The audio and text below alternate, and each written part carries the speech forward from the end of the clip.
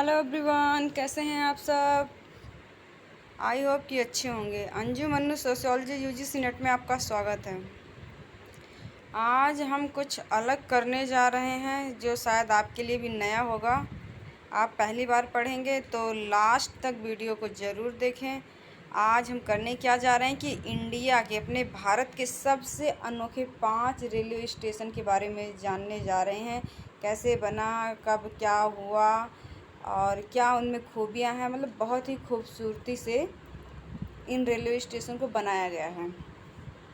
इससे पहले आपसे एक क्वेश्चन कर लेती हूँ जिसका आंसर आपको कमेंट बॉक्स में लिखकर बताना है।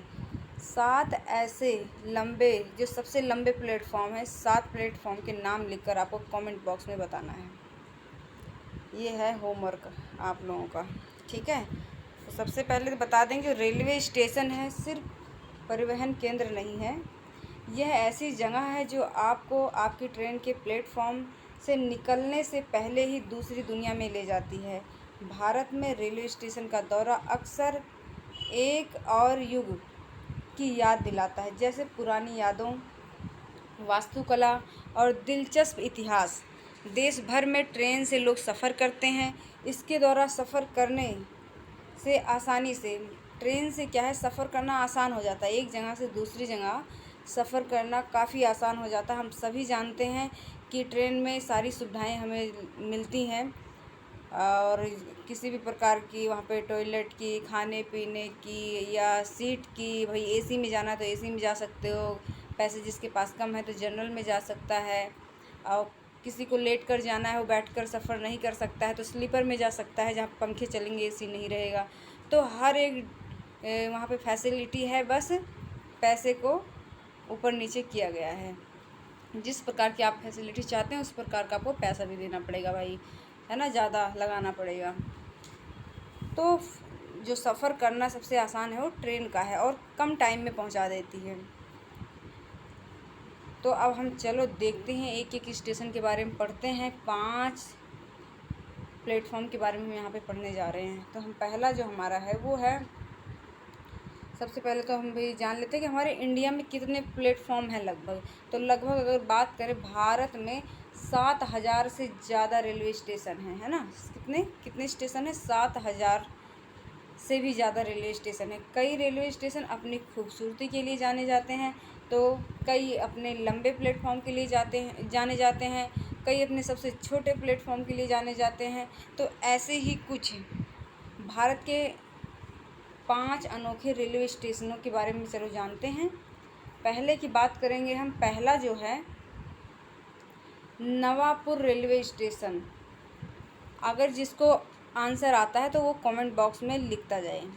नवापुर रेलवे स्टेशन कहाँ पर है, ये देखो, आप इसका फ्रंट से देख सकते हैं, ये पिक्चर है, ठीक है, नवापुर। अब इसमें क्या है, ये है कहाँ पे, महाराष्ट्र के नंदुरबार जिले में एक तालुका मुख्यालय नवापुर में एक अनूठा रेलवे स्टेशन है जो सिर्फ एक राज्य से संबंधित नहीं है। तो मतलब एक से ज़्यादा राज्य से संबंधित है। कैसे? इस स्टेशन का एक हिस्सा महाराष्ट्र में है जबकि दूसरा हिस्सा गुजरात में है। हम सभी जानते हैं कि पहले ये गुजरात और महाराष्ट्र एक ही राज्य हुआ करते थे, बाद में ये सेपरेट होकर अलग अलग बने हैं।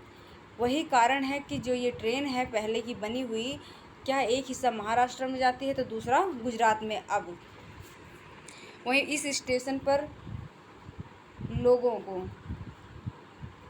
एक मिनट,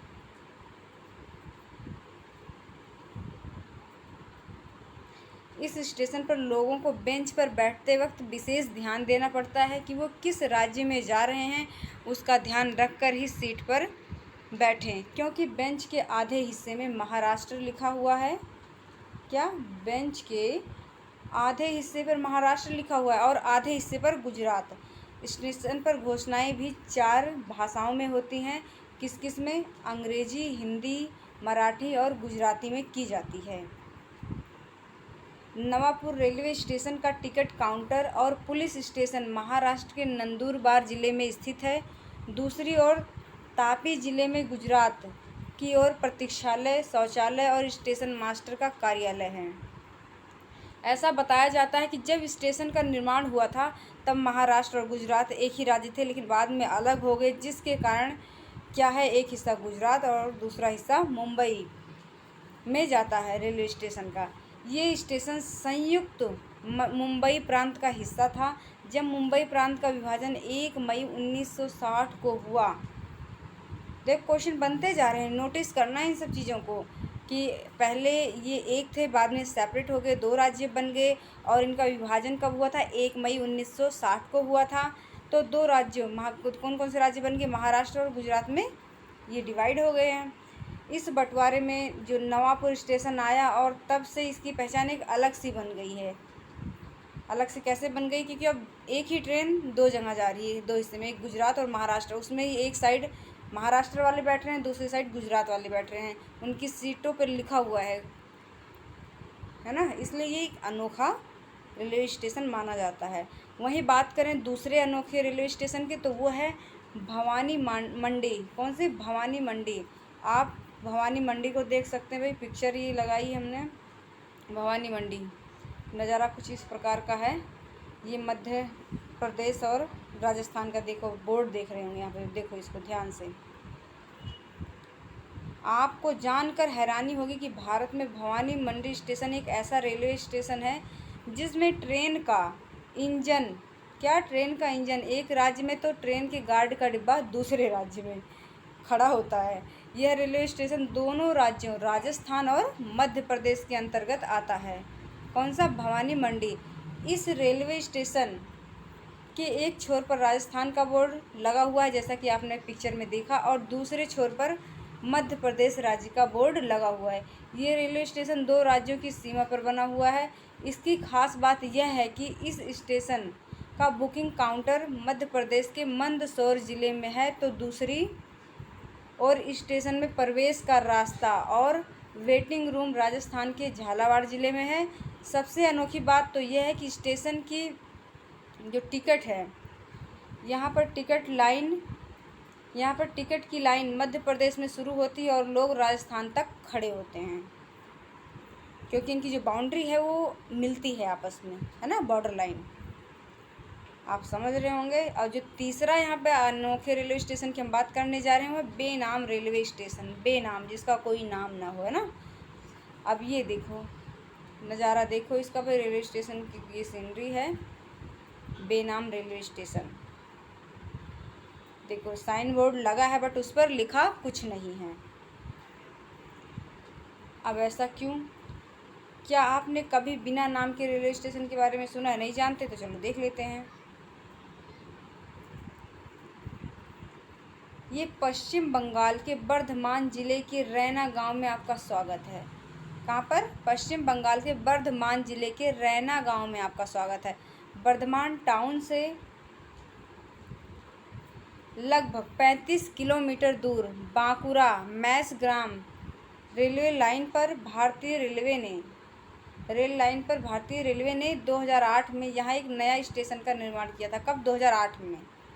लेकिन जब से यह अस्तित्व में आया है तब से इसे बिना नाम के स्टेशन के रूप में जाना जाने लगा है।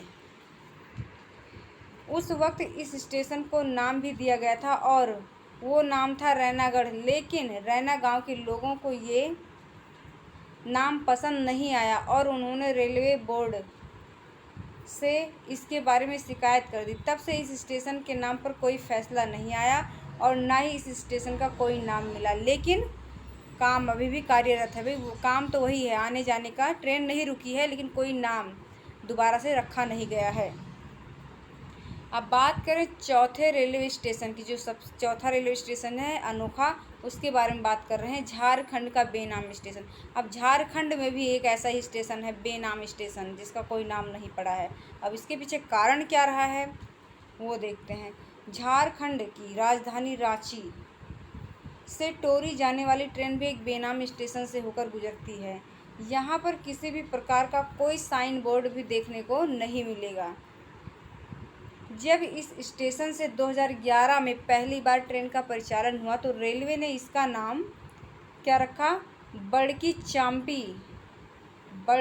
चांपी रखने का सोचा था, परंतु इस पर का विरोध करने पर यह स्टेशन बेनाम ही रह गया, क्योंकि जो नाम रखने की सरकार ने सोची उस नाम पर लोगों ने विरोध किया, ऑब्जेक्शन किया कि भाई ये नाम रेलवे स्टेशन का नहीं होना चाहिए था जो वहाँ गांव लगते थे। अब उसके चक्कर में क्या हुआ, काम पेंडिंग रह गया, अभी तक उसका कोई नाम नहीं रखा गया। उन लोगों का कहना था कि इस रेलवे स्टेशन को बनाने के लिए उनके गांव की ज़मीन और मज़दूर लगे थे, इसलिए इस गांव का नाम कमले स्टेशन होना चाहिए। सही बात है भाई, जिसका योगदान था तो कुछ दिखना भी चाहिए, उनका नाम भी आना चाहिए।